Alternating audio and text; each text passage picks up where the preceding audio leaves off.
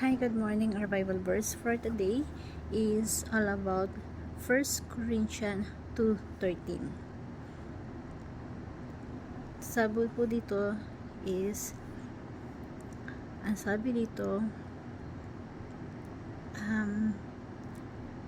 this is what we speak, not in words taught by human wisdom, but His words taught by the Spirit, explaining spiritual realities with spiritual thoughts, words.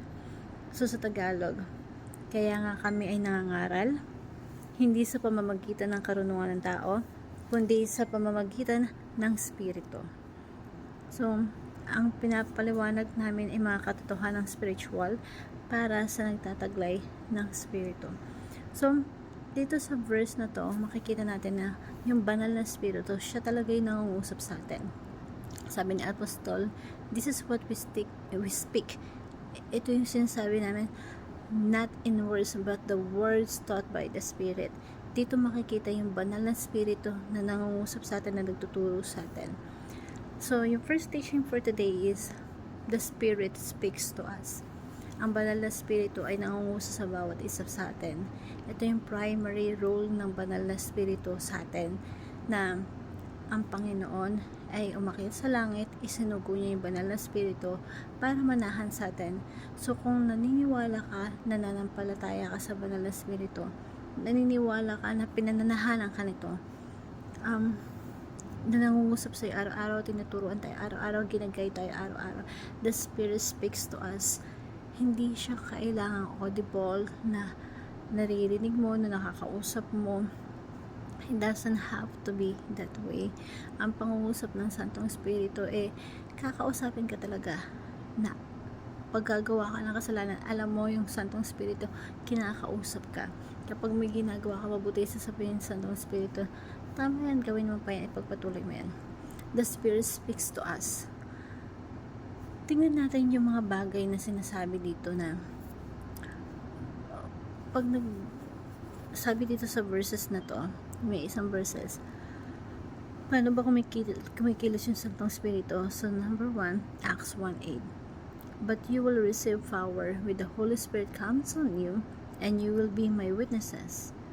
So ibig sabihin, you are able to witness about the Lord Jesus Christ when you receive the power. When you receive the Holy Spirit, He will empower you to become His witness. Makakapagsalita ka because of the Holy Spirit. And Luke chapter 12, for the Holy Spirit will teach. Yung banal na Espiritu, tuturuan ka talaga ng mga bagay na patungkol sa Panginoong Jesucristo. I-remind niya tayo ng mga bagay na natutunan natin, lalo na sa Panginoong Jesucristo. The Holy Spirit will teach us. Tuturuan niya tayo ng mga bagay na kailangan natin malaman, mga principle ng God, mga principle ng Bible. So the Spirit speaks to us, pero hindi nagtatapos doon lang. So the Spirit speaks through us. Ang Santong Espiritu nangungusap sa atin, at sa pamamagitan natin nangungusap ang Santong Espiritu. Anong ibig sabihin nito?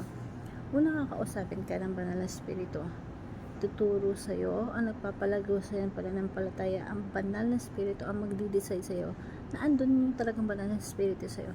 At yung banal na Espiritu, siya rin yung mangungusap sa ibang tao sa pamamagitan ng natin. So, the Spirit speaks to us. Ito yung maraming disciples yung ating Panginoon na don't worry about you say, kasi yung banal na Espiritu mismo magkakausap or magsasalita. So, gagamitin tayo ng Santong Espiritu at tuturuan tayo kung ano yung mga bagay natin gawin at sabihin. Not only the Spirit speaks to you, to us, but the Spirit speaks through you sa pamamagitan natin. Nangungusap ang Santong Espiritu. So, sabi dito sa Matthew verse 10:24, it will not you speaking, but for the Spirit of your Father speaking through you. So, napakaganda kasi number 1, the Spirit speaks to us, sa atin nangungusap. Pangalawa, the Spirit speak through us. Sa pamamagitan natin, tayo ginagamit para mangusap sa ibang tao. And the question, ikaw ba ay ginagamit ng Santong Espiritu para mangusap sa iba? Ginagamit ka ba ng Santong Espiritu para ipahatid yung mensahe ng Diyos sa ibang tao? Are you an instrument of the Holy Spirit to get the message across to other people? So sabi dito, for it will not be you speaking, but the Spirit of your Father speaking through you. So sabi this is Ephesians 6:19, sabi ni Apostol Pablo, ipanalangin niyo ako. Pray also for me, that whenever I speak, na sa tuwing nagsasalita ako, words may be given me. Yung salita na sasabihin ko, ibigay sa akin. Sino magbibigay? Ang Santong Espiritu. Whenever I speak, words may be given to me so that I will carelessly know the mystery of the gospel. So, every time nagsasalita tayo, hindi lang tayo dapat yung naririnig. Dapat ang naririnig yung Santong Espiritu na nagsasalita sa pamamagitan natin sa ibang tao. Ito yung ministry, yung mystery ng Santong Espiritu na kinakausap tayo at kumakausap tayo sa pamamagitan natin papunta sa ibang tao. Ginagamit tayo. Na kung meron kang ginagawang mali, kinausap ka ng ibang tao, nireview ka ng ibang tao, huwag mo isipin na yung tao na yun ang nag-review sa'yo. Isipin mo Santong Espiritu ang nangungusap sa'yo at ikaw ay kinakausap ng Santong Espiritu. Kasi hindi mo maririnig, din natin maririnig yung boses ng Santong Espiritu. Hindi siya audible eh. Gagamit at gagamit ang Santong Espiritu ng ibang tao para ituwid ka, para itama ka. Pwede niyang gamitin yung asawa mo, yung kapatid mo, yung anak mo. Tama naman yung sinasabi na na-realize mo na mali ka.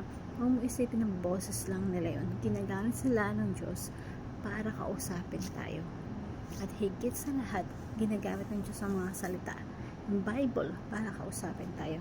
Malalaman natin yun kung tama sila, kung tama yung mga principles nila, kung biblical yung sinasabi na magpaka-humble lang tayo, magpakambaba tayo, tanggapin natin. Because of the Spirit speaks through them as well. So, hindi lang sila aware, hindi lang tayo aware. So, the Spirit speaks to us, the Spirit speaks through us, and the Spirit empower our words. So, harnessing the power of words. Ultimately, hindi tayo dapat nagko-control sa mga salita. Ultimately, tayo yung kinokontrol ng Diyos upang masabi natin kung ano mga bagay na dapat sabihin at pinapahatid ng Santong Espiritu sa pamamagitan natin. So, sa makatuwid tayo ay mga mensahero ng Diyos. Ang Diyos ang nagsugo sa atin ng Santong Espiritu para manahan sa atin, para maggamit tayo, para mapahatid sa tao kung ano yung dapat nating sabihin. Yung salita ng Diyos, yung prinsipyo ng Diyos. Ay napakahalaga na nagbabasa tayo ng Bible. Diyan natin nakikita yung prinsipyo ng Diyos na mailalagay sa ating puso at isipan at gagamitin yun para sabihin mo sa iba. Saktong pagkakataon na kailangan ng tao na yun para kausapin. And the Holy Spirit empower you to do it. Makikita may power yung words because you will be able to harness the power of the words by the Holy Spirit. Hindi tayo nagkocontrol ng words. Ang nagbibigay ng bigat ng power sa ating sinasabi ay yung Santong Espiritu. Because ultimately, lalo na pag-galing ito sa Biblia, may power yan. Ginagamit yun ng Panginoon para mahatid natin yung message sa ibang tao. The Spirit speaks to us, the Spirit speaks through us, and the Spirit harness the power of the Word.